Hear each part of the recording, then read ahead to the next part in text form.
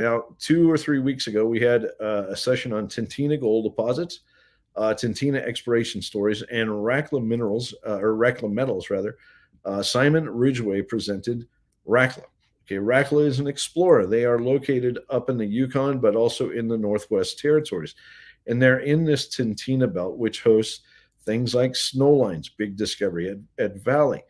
Okay, so now why am I introducing this today? Well, I've been waiting a while now for them to announce their plans, their intent.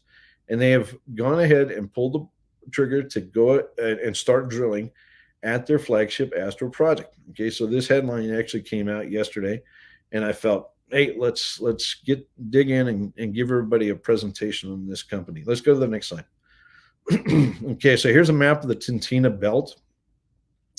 The deposits that we're most interested in are associated with that pink shaded region. Okay, why? That's where you find these reduced intrusions, these granites or intrusive rocks that are chemically reduced and carry a lot of gold with them. They tend, as they come up through the crust, they tend to create big gold deposits, and that's what we want to find here. So we're actually in a very prospective belt, and notice way over there on the right hand side, you'll see a purple and blue star. That is where our good friends at Rackla are situated. I'll talk more about that. Let's go to the next slide. Okay, so this is the reduced intrusive model. These intrusions, they kind of form fingers and pillows, almost like mushrooms as they come up. And in many cases, there is gold mineralization associated with these. Why? Because the magma has a chemistry that's actually conducive for dissolving gold. The chemistry of it is reduced, and it likes to soak up gold into the magma. And then as it comes up, it's carrying that gold, but then it starts to crystallize. All the little tiny crystals start to form, and it turns into rock. But the gold, being gold, it doesn't have ability to go into the normal crystals, that are forming. So it gets kind of flushed out. It's like, ostracized. It's ostracized from all the rest of the elements that are crystallizing, and it gets flushed out and forms gold deposits. Basically, it gets flushed into fractures that form as these magmas cool and the rock starts to fracture and crystallize.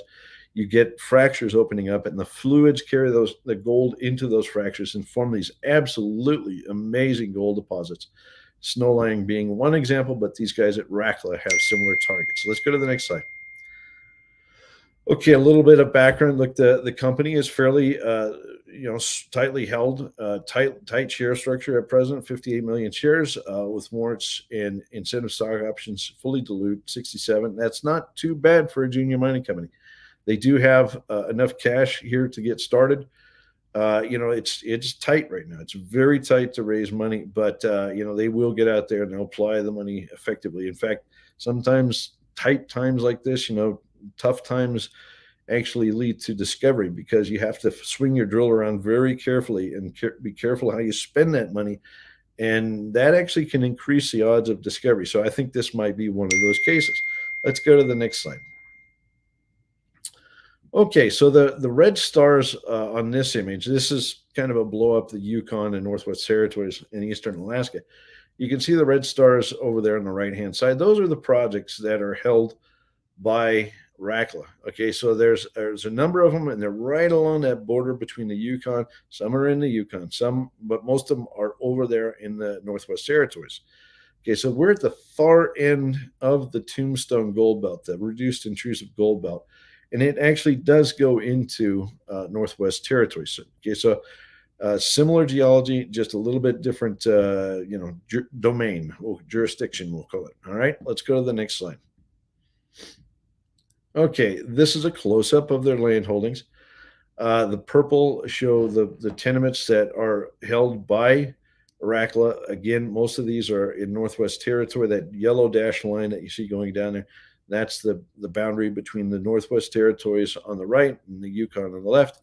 There is one project of note over there on the far left called Excite, which is actually not too far from Valley, and that's also a property of Rackla's here. But they're going to go in and they're going to focus their efforts right now on this project called Astro, which kind of is center right there. Okay, so we're going to talk about that one for a bit.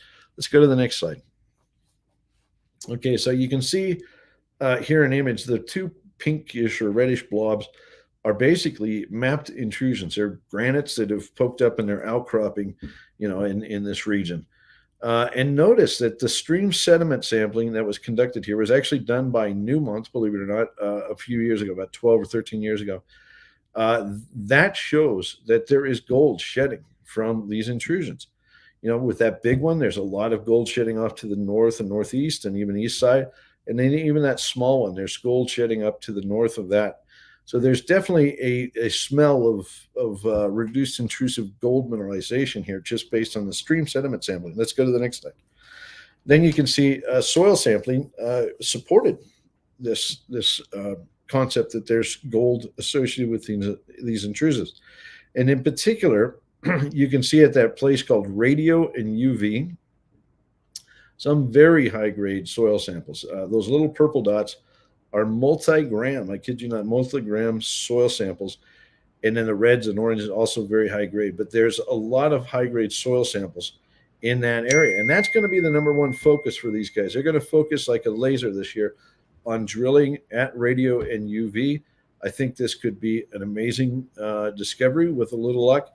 It's still speculative, it's high risk, but this could be another, valley type discovery. Okay, so let's dig in a little bit deeper. Let's go to the next slide. Here you can see a close-up zoom in of that area between radio and UV, and you can see the soil and rock chip samples. They've got not only soils that are very high grade, but they do have rock chips. In fact, they have 10 plus gram rock chips from several locations here. So this is a robust target. It has been drilled a little bit, but the concept that was used or applied by the geologists who drilled here previously was thinking the sedimentary rocks were the host. This is probably not the case. This is a reduced intrusive target, and I think Simon and his team recognize that, and they're going to go in there and they're going to test this more like a valley or like snowline type target. Okay, so let's see what this thing looks like in cross section. Go to the next slide. Okay, so this is simply a sectional view through that area. That previous slide had a little red line on it. This is a slice along that little red line, and it shows you the soil samples that have been collected here. And notice many of these things are gram plus. I mean, that's remarkable for soils. That's absolutely amazing results. All right, so we have a very continuous, very robust soil profile, and it's right above this granite. Now, there's a little scabs of sedimentary rocks on the right and the left side. And yeah, the intrusion came up into those and probably cooked them up a bit, and maybe some of the gold flushed out into there. We see that kind of effect at snowline, by the way. But it's that intrusive right below that looks like the big prize here. Okay, now there were a few drill holes. You can see on this image, there's some holes over here, mainly on the left-hand side, RAD 19-1, 2, and 4, I believe it is. And they hit small snippets of gold, mainly in the granite. Okay, that's interesting. Okay, that's very interesting. So whoever drilled here prior, the geologists drilled short holes. We'll call them RAB level holes, like a few tens of meters, and they saw some pretty resounding sniffs of gold in the granite. Okay, I think Rackla is going to come in and focus on the granite itself. Let's go to the next slide. Now they have other targets across here too. Don't forget, they have a big land package. And you can see in this image, this is stepping out a bit and looking at the bigger picture. You can see there's a lot of stream sediment samples around this SER target and the HIT target. There's a lot more gold shedding off of those intrusives. All right. And they're going to do follow-up boots on the ground work at those targets. Will they drill them this year? No, likely not. They're going to focus their drilling at Astro, where I showed you. But they will do some boots on the ground work and follow up to see if there's not some more targets for testing, say, next year at SIR and HIT. Okay, let's go to the next map. All right, and then further down south, so Astro, a little bit to the north of this area, but this JOS area, they have some geophysical data, which is remarkable. It kind of shows that Swiss cheese effect in the magnetics like we see at Valley and Gracie. So the top image is Valley and Gracie. It's the intrusives, the interpreted intrusives that came up in the sedimentary rocks. They're down here at JOS. They have some what they've interpreted as intrusions that have come up there as well. Not much work has been done here. There is a sniff of gold with this stuff, but we're going to find out this year. They're going to get in there, do some boots on the ground work, and see if they can't generate more targets from anomalies like this. Let's go to the next slide.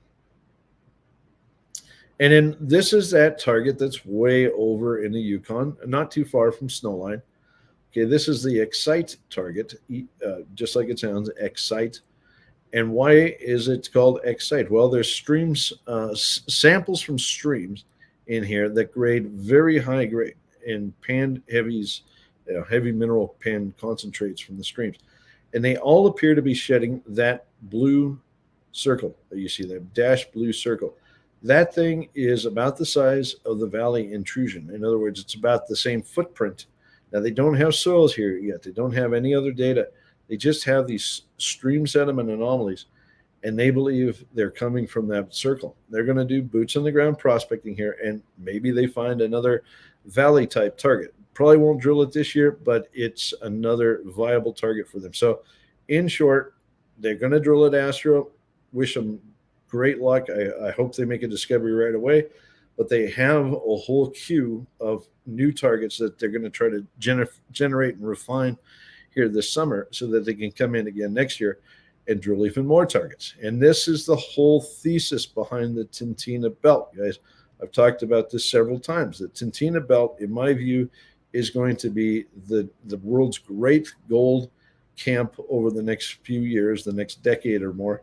And it's going to be where you just see a succession of discoveries over time. And these could be some of those discoveries. It would be delightful to see, 10 snow lines discovered over the next few years. That's what the gold mining industry needs. We need to see big tier 1 gold deposits discovered one after another, and generate a huge amount of interest and excitement about the gold industry and building new gold mines.